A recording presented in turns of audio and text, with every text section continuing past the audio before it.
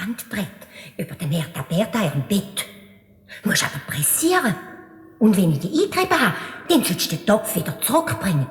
Kräuterhex darf von allem nichts merken. Ja, du machst schon alles recht. Heute Nacht zwischen 12 und 1 schleiche ich ab. Aber jetzt muss ich wieder in meinem feuchten Keller runter.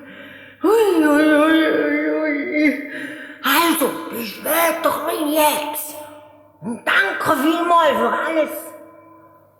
In der Geisterstunde ist Tilly Trulla auf den Zehen am Fenster der Turmkammer gestanden und hat nach einem Müffi ausgeschaut.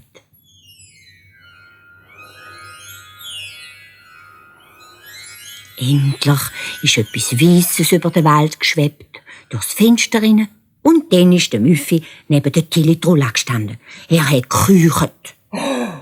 Da ist der Topf mit der Wundersalbe.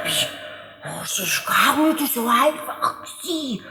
Ich habe einen Stuhl neben der Berta ihrem Bett umgestoßen. Da ist sie erwacht und hat gefragt, ob jemand da sei. Aber ich bin ein Schlaumeier und habe gesagt, nein, es ist niemand da. Und da hat sie gesagt, ja, dann ist gut, und ist wieder reingefußt.